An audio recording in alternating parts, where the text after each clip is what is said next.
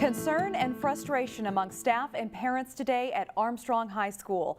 They are upset about news that the current principal, David Dahl, will be reassigned and a search will begin for a new principal. David Dahl has served as principal of Armstrong High School for 17 years. Superintendent Carlton Jenkins, in an email to staff, says the decision to reassign Dahl was made after careful reflection about the district's unified district vision and Armstrong High School. Staff found out about the reassignment Monday morning. In less than 6 hours, more than 1,500 people signed a petition of support to keep the principal in his position. We will be following this story as more information becomes available. The investigation continues into an overnight shooting in Brooklyn Park. The incident happened inside a condominium on the 7100 block of 72nd Lane North at 1:40 Monday morning. Brooklyn Park police say when they arrived on the scene, they located a man with multiple gunshot wounds. He was taken to a local hospital. Officers did an extensive search of the area, but they could not find the shooter. It's an area of Brooklyn Park that's not exactly easy to cross, and tragically 3 pedestrians recently died crossing busy intersections like this one. The recent events have some calling for safety improvements. Reporter Meredith Hackler is live in Brooklyn Park to show us how the city is planning to make crossing the intersections safer. Meredith? Shannon, here on Welcome Avenue and Brooklyn Boulevard, you can see it's not even rush hour yet, and there's quite a bit of traffic. Well, not right now, but there was just earlier. And along with that, you can see that there's a bus stop as well as an apartment complex nearby, which makes this intersection highly traveled by those on foot. 3 pedestrians were recently struck and killed at 2 separate intersections in Brooklyn Park. Those accidents are motivating the city to make a change. We decided to partner with Hennepin County and add 2 LED street lights on top of the traffic signal at Welcome and Brooklyn Boulevard. Welcome Avenue and Brooklyn Boulevard is where 2 pedestrians lost their lives last year. Neither of them were in the crosswalk. However, Brooklyn Park city officials feel adding lighting to the area could help walkers make better decisions. We're adding these lights basically to add additional glow to the intersection so that folks may more easily find the lighted, more safe way to cross that road. A pedestrian also died while crossing Highway 252 near Brookdale. Along Highway 252, both Brookdale Drive and 85th, and so we're working with MnDOT and Hennepin County to put in an interchange at both 85th and Brookdale Drive across 252 so pedestrians don't have to try and cross a highway. The safe crossing will look a lot like this bridge, which was built after a young girl lost her life back in 1999. However, waiting for the walk sign and not jaywalking are the best ways to keep yourself safe when crossing busy roads. Now, those LED lights will be added to this intersection in the spring once the snow melts, since there's going to be some underground work needed. But the Brooklyn Park Police Department also has a meeting set up with an organization called Liberians in Minnesota for March 6th, since those 2 individuals that died here at this intersection were of Liberian descent. Live in Brooklyn Park, Meredith Hackler, CCX News. Thank you, Meredith. At the Worth Park Trailhead in Golden Valley, there is a new restaurant warming up winter. As Corey Bork reports in this week's Business Matters, this family-owned restaurant comes with a twist. The Lopet members definitely come in here daily and tell me that I need to go ski with them. In a place where Minnesotans embrace winter, This is the special sauce. there's a chef adding a southern twist. So this is the gumbo she's getting ready for lunch, and as you can see, we do a dark roux. Of course, this twist And we do our red beans and rice with smoked turkey. comes with a big question. Do you guys have any beignets ready? Will Minnesotans really eat Cajun food? And they will, and they love Cajun food. For Tiana Washington, learning to cook an authentic Cajun meal started after a move from Minnesota. I was used to Minnesota hot dishes and all of that, so As a teenager, she moved with her dad to New Orleans following Hurricane Katrina. we did a lot of mission stuff. We would go serve, give clothes, all kinds of things. Amid the devastation, life had a positive twist. Going down there and then tasting gumbo and red beans and rice, it was this is amazing. This food really has flavor, culture. Tiana decided to bring that love back to Minnesota. In the morning, everybody comes for the beignets. Through months of hard work, The yakamine, more than anything, when people taste it, that's what they come back for.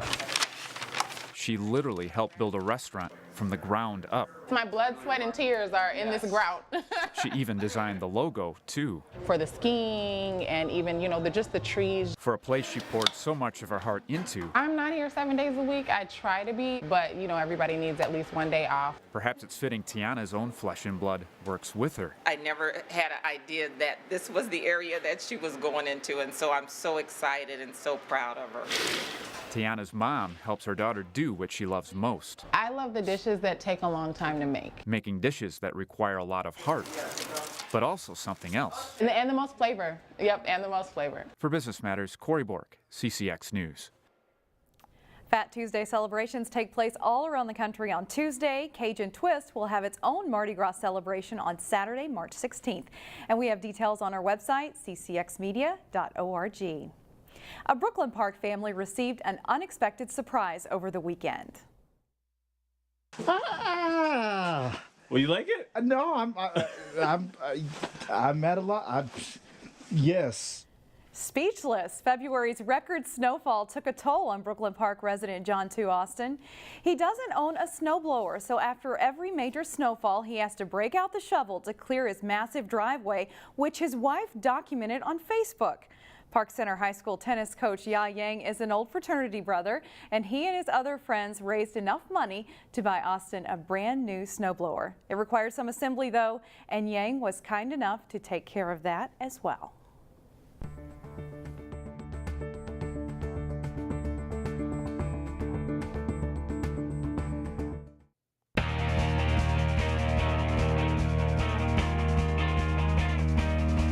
The state wrestling tournament wrapped up Saturday. A handful of local guys were wrestling for medals on Saturday. Highlights starting with the Class 3A fifth place matches. At 113 pounds, Wayzata's Kyler Wong gets the reversal on his way to a 14-5 win over John Babineau of Andover. At 120, Wayzata's Cale Swenson gets a takedown. He wins a 5-1 decision over Cole West of Woodbury. At 138, Maple Grove's Gavin Peterson will get a takedown. He wins 4-2 over Landon Johnson of Owatonna to take fifth. In Class 2A, 113-pound championship match, Totino Grace's Joey Thompson gets the takedown on Byron's Maxwell Peterson. Thompson works for another takedown here. He wins 10-5 for his second straight state title. In the 2A 126-pound championship, it's Grace's Jake Sfeel going for the title. He gets that early takedown, and he scores again here late in the match. Sfeel wins 7-3 for the state title after 3 runner-up finishes.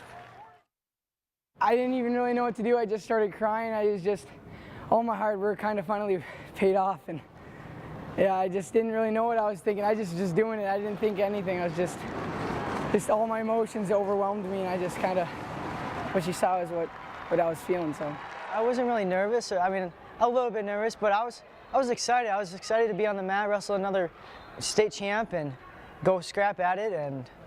And it was just a fun time. Like, we put all this work in, and I wanted to show everybody what I could do and win another state title.